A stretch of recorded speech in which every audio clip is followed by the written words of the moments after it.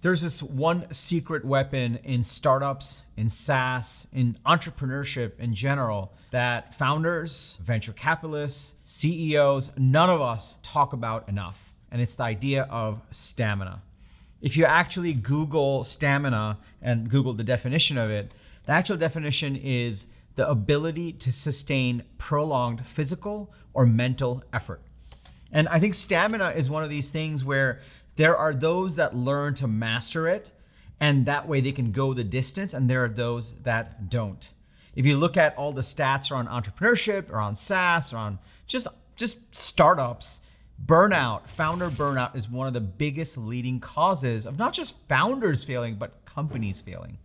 And so through my 15-year journey of being in SaaS, I've learned to master stamina. I've learned to figure out how do I actually run myself as well as I run my business. Now, here's the thing. This video is a little bit different. If you've been following me for a while, we have over 200 videos about how to grow SaaS businesses. We talk about messaging, we talk about positioning, we talk about your manifesto, we talk about key channels, we talk about pricing, ideal customer, you name it. And every week I bring you 2 new episodes about how to grow your SaaS business, specifically from a go-to-market strategy and a product strategy and a market strategy. And I love that. And I love that bring that to you. And I love all the people that watch those videos and then come and join the coaching programs that I run. But one of the things that I've been wanting to do for a while, and I feel like now we've finally earned the right to do this, where we're at over 14,000 followers now, which is incredible, is to talk about this other side of building companies. This other side, which is you, the founder, and all the things that you go through. I call it the Shawshank crawl to product market fit and that next stage of growth. That's what you're going through. And it requires a set of skills. And just like you have a strategy for your business, you actually need to have a strategy for your personal life. And that's one of the biggest things that I learned. This video is a little bit different, and I hope you like it. I'm just kind of talking directly to you, our subscribers. I want to talk a little bit around how to actually run your own life effectively and have a strategy for your own life. Because I know when you do that, these are 3 principles that I've developed over time. I know when you do this, it'll help you get that stamina, and that way you can run at peak performance to actually make sure your business is successful. Intro.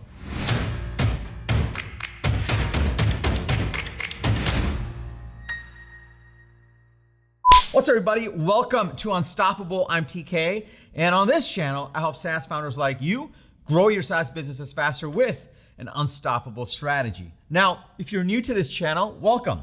I drop an episode like this 2 to 3 times a week with actionable strategies on how to grow your SaaS business. So be sure to hit that subscribe button and that bell icon. That way you'll get notified every single time I drop an episode like this with the TK energy. All right, so here's the deal. I've been a startup founder. I've been a venture-backed founder. I've been an executive at a 450 million ARR SaaS company. I've been in SaaS for the last 15 years. And through all the roles that I've been through, I've learned so much, which I share in this channel and in my coaching programs about how to scale SaaS businesses. But one of the things that I also learned is just how to go the distance. Look, my startup journey has been nowhere near perfect. Like, I never claimed for it to be. In fact, enough things went wrong in my startup journey where I actually learned more. And I'm thankful for that because I get to do what I do now. I get to help other founders. I also get to build my own businesses based on everything that I've learned.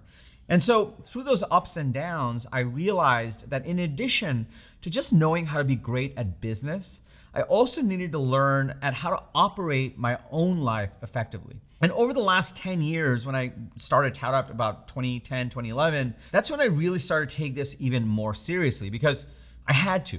Every single quarter, it was a different business. We were scaling so quickly, the demands were so high, and I was a solo founder, so much just came on me. And so I had to develop a set of habits to figure out how to actually sustain myself, to be able to run the distance, to keep going no matter what crazy thing happened. And believe me, plenty of crazy things happen. And along the way, I started to realize that I needed to actually set up a system. Just like I have a system and a framework that I follow to grow my company, to actually figure out product market fit, I needed a system to run my own life. And I started to get obsessed about this whole idea around startup founders and CEOs and entrepreneurs as pro athletes. If you think about it, it's the same. Pro athletes are trying to go after accomplishing the impossible. They're trying to win huge number of games. They're trying to win championships. And the probability of accomplishing that is relatively low for any given one team. And that's the same thing we're doing. We're going after the impossible. And we know that. We know that this is a low probability endeavor. And yet, we still want to go after it. And that's okay because the rewards are totally worth it, right? But what I realized was pro athletes didn't just play the game forever. If you think about pro athletes, they don't just play that hard on the field forever. They train like an athlete. Then they play to win like an athlete. And once they win, they go and recover like an athlete. Then they celebrate like an athlete. They go back to training and then they go play. And that's what athletes figured out. They had a whole team around them and they had a system for how they would train, how they would play, how they would win, how they would recover, and how they would actually celebrate. Now, when you think about startup founders, we have had the worst disservice done to us because all we got was hustle culture. Work, 90-hour work weeks, badge of honor about how amazing we are, and talking about how busy we are. This is one of the reasons why I hated going to startup events, because you'd meet another founder and they're like, hey, how's it going? Killing it. Everybody's killing it. And you could, and in your head, you're like, oh, we're doing okay. Like, man, but it's hard. But you could never be that honest. I realized that hustle culture stuff and that everyone killing it was just all lies. And the best founders, and thankfully I got to meet some mentors, met some founders who were going at it the second time around and the third time around.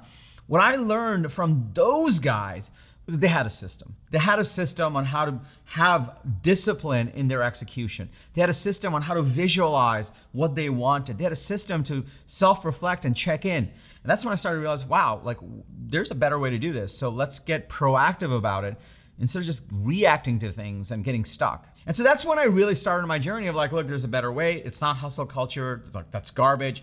Let's go mimic what pro athletes do. Let's think about how we train. Let's think about how we play the game. Let's think about how we recover. And little by little, I started to make changes in my life, which like through ToutApp, we went through a massive scale.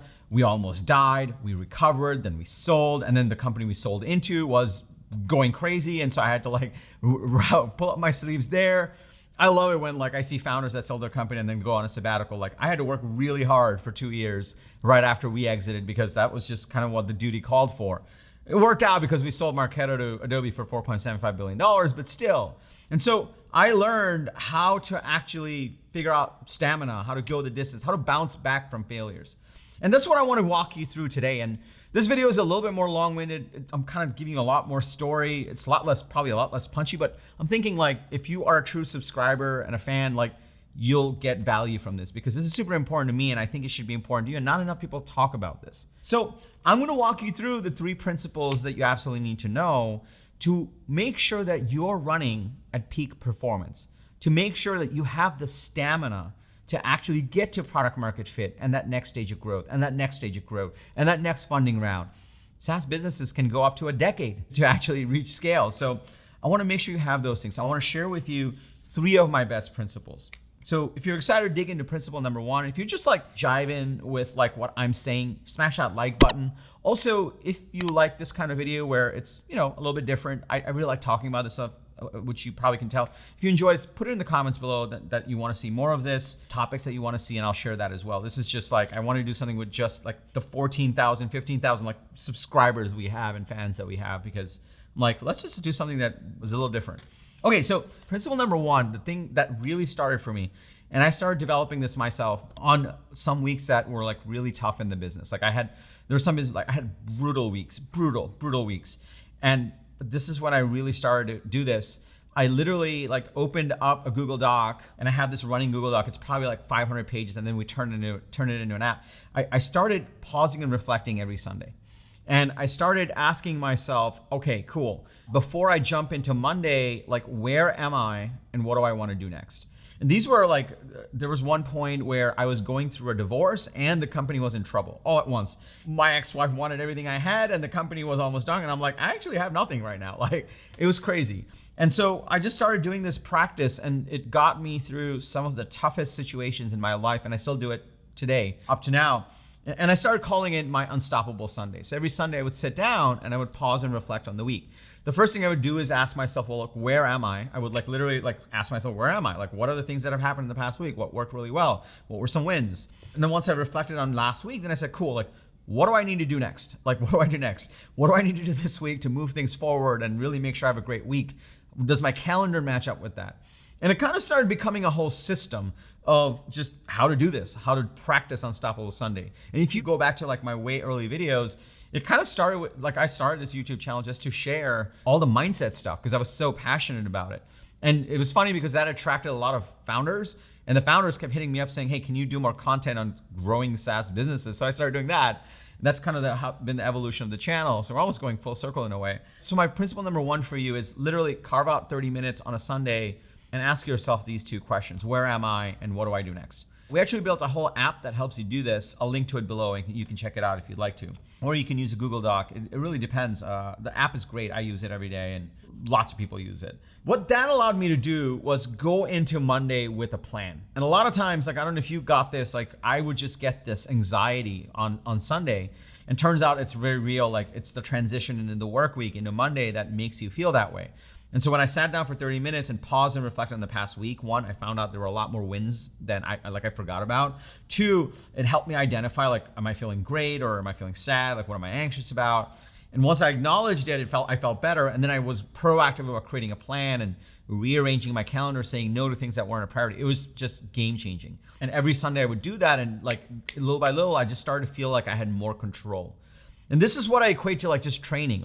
Before you get into the game, which is the work week, train, actually figure out well, how do I attack this the right way? Create that game plan. So that's super powerful. Every Sunday I started doing that, and that allowed me to get more and more proactive.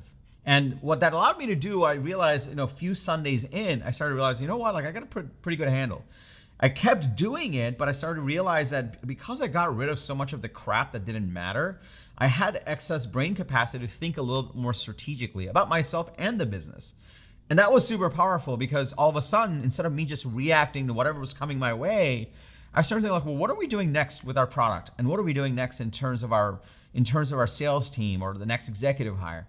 I started to free up all this mental bandwidth because I wasn't just reacting to this, I was being proactive about what I wanted to pursue. And that in itself allowed me to have greater stamina because I didn't just flail out or burn out or just get exhausted.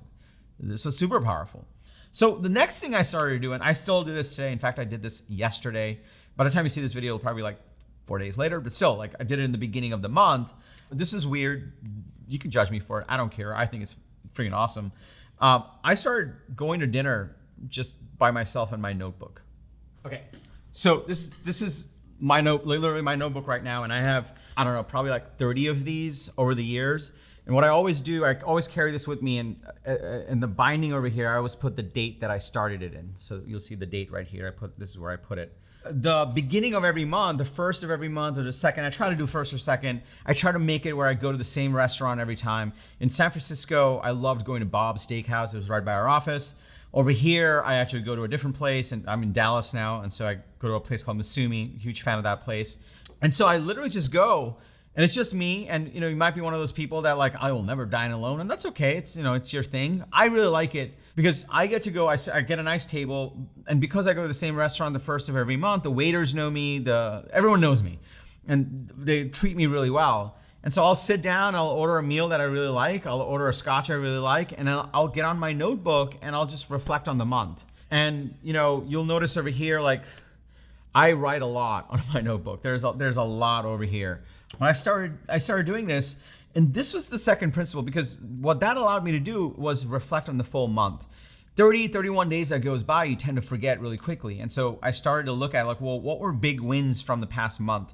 What were the habits or activities or things that I did that propelled me forward? What were the things that held me back? And then I started looking at the coming one, what's our big goal for the month? And what do I need to do? What do I double down on? What do I cut back on? What do I need to put more effort into? And just this simple Unstoppable Month exercise, I started calling it, helped me really get tethered to what I was going after. And then I started really digging into you go deep enough in the rabbit hole of personal development, you start looking at manifestation and subconscious programming. I'm not going to go into all of those, but when you're going after big things, I guarantee the most successful founders are very purposeful about their subconscious. They're very purposeful about how they think about things. They're very purposeful about writing out their goals. They're very purposeful about writing out, like, here's exactly how this movie is going to play out and what's going to happen. They're not just waiting for things to happen in reality. And so I just would write out, like, for the month of August, here's what I expect to happen. Here's how it's going to play out. And here's how I want these things to come together. And I would just kind of script out the month. And I still do this. And what that allowed me to do was go into the month with a game plan, a movie in my head that I could execute on and be proactive about. Again, this connects with the weekly thing, but I took a month view into it. These two alone completely changed the game for me in terms of stamina, because it allowed me to make sure that I was paying attention to myself. It's not about the hustle culture. It's about self-reflecting. It's about looking at where you are. It's looking at course correcting, tweaking the gameplay, figuring out where you're getting stuck. It allowed me to do that on a weekly basis. And when the month happened, it was part celebratory. It wasn't just work, because you'll burn out.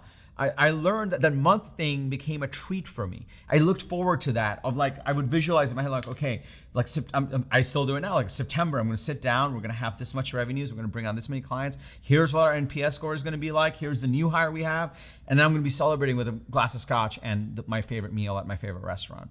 And this becomes like a ritual for me. And what that allowed me to do was not only train, I learned how to play the game, and I also learned how to recover at the end of the month and the beginning of a new month, and then celebrate and then go back at it again. These are simple things that, they're not complicated. And if you start to instill these into your life every Sunday and the first of every month, I promise you, like, you will see massive changes in your ability to lead, in your ability to execute in your startup. It's amazingly powerful. I cannot say this enough. In a way where, like, only now venture capitalists are like, oh, we should have like a executive coach with the founders. And the only reason they use those words is because they can't say, we need to get that guy a therapist. Because in a way you need that. Like, it's a high performance, high pressure role, and you need that. Look, you may want to get a therapist, you may want to get an executive coach, but what you definitely should do is at least put in these rituals. It doesn't cost any money, and it helps you start to actually take some control back, which is so important. Now, I have a third principle here, but let me just pause here for a second. Are you starting to see the power in this? If you're starting to see the power in this, can I just get a yes in the comments below? Also, if you have routines that you like, that keeps yourself grounded, helps you run at peak performance, share those with me in the comments for others to see, and I'd love to learn about them as well. But smash that like button also for the YouTube algorithm. It just really likes it when you do that. Now, if you want to dig into this, like, how do you practice Unstoppable Sunday? How do you run a monthly reflection? How do you set up your calendar the right way? How do you kind of review these things? I've actually taken the time to write all this down into like a system. Again, this is the thing that I first started with, and founders joined, and then they were like, we need on SaaS stuff. So I focused on SaaS stuff, and I'm still hyper-focused on SaaS stuff, but this is like, I'm just as passionate about it. So if you want the blueprint on how to actually run at peak performance, grab a copy of my peak performance blueprint for founders. I wrote it myself, put it together myself. It's got the templates and the training and the full blueprint. You just need to go to tkcato.com/peak, P-E-A-K. But don't go yet. I have the third principle for you that you got to know about. The third principle is I started doing these 45-day beast mode challenges. So what would happen is, this stacks on each other. So you start going into every Monday with a plan, right? And you execute that week and you cut out all the crap. And all of a sudden, when you're a lot more conscious about what's serving you and what's not, what's a waste of time, what's not, you're not reacting, you're being proactive. So you'll start seeing more time open up in your week. You start being a lot more proactive about what you're going after. Then when you start to celebrate in the beginning of the month, about the past month, you reflect on the month, you cut out more stuff, you tweak more stuff, you set a goal, you create this movie of how this month is gonna go. All of a sudden, like, things will start to gain momentum. And the stamina, the thing about stamina is the more you work at it, the easier everything is and the more you can lift. Recently, I started working with a personal trainer again. So I somehow got super overweight, and then I lost about 40 pounds on my own. And then I was starting to gain back a little bit through COVID. So then recently I hired a trainer. I'm like, okay, I lost 40 pounds. Let me hire a trainer and take it to the next level. And now we're down 10 more pounds. And so one of the things that we always talk about is, like, the more you lift, the more you like eke out that like extra rep, the easier it becomes and you can do bigger weights. And that's kind of how this works. The more you do these rituals, you're actually, as a founder, become more peak performance. You can lift more, you can do more, you have more energy, and you can go attack more things. And so you'll get to this point, and this is where this third principle comes in. You get to this point where you're like, I'm ready to go. Like, let's go get something big done. And what you'll find is there'll become a point where you really want to double down on this one thing and just execute the shit out of it. Maybe it's the next version of your product. Maybe it's to launch a brand new go-to-market strategy. Maybe it's to kick off a fundraise, right? Any one of these big, meaty things, and you're like, you know what? I want to really focus on this and just dominate it. And I know I have like the space to do it. And I would have this, whether it was, when I was a solo founder, it was like be a new feature release, or it would be launching a new campaign, or we would prepare for Dreamforce. So that's how we did it. And I started doing what I would call a 45-day beast mode challenge. And 45-day beast mode challenge is, the whole idea of it is to pick one singular goal that you're gonna dedicate for over the next 45 days. You're gonna create a very detailed plan on how you're gonna execute it. You're gonna talk to everyone involved in a certain way so that they know that you're doing this challenge, so they support you. It's super powerful. And the whole point of it is these all stack on top of each other. If you go start having proactive weeks, then your months become easy. You start celebrating, you go into the month with more momentum, and then you can start doing 45-day challenges. You can lift bigger things, bigger goals, meatier goals, and crush those as well. And that stamina comes together really, really well. And so this video has gotten way longer than one of my normal videos, and we don't usually talk about this stuff, but I think it's so important. I think it's so important. Like, founders, it's a lonely journey. I know it. Like, I'm a founder now, and I've been a founder, and I work with other founders, and every Wednesday we do a group coaching call in my coaching program, and sometimes founders will come even though they're not getting on a hot seat or asking a question. They just want to be in that room because they're like, it's the one call, one Zoom call. It's a bunch of founders building B2B SaaS businesses and looking to scale. And they love it, and we can talk to each other and support each other. It's a lonely gig. It's also so much of a mental gig. Like, it's your mind matters. You need to have that stamina. You need to have that energy. You need to be able to go that distance. You're a pro athlete. And I think it's a shame. I think we've been done a disservice with all this stuff around hustle culture, and everyone's crushing it and everyone's busy. It's like, screw off. It is hard.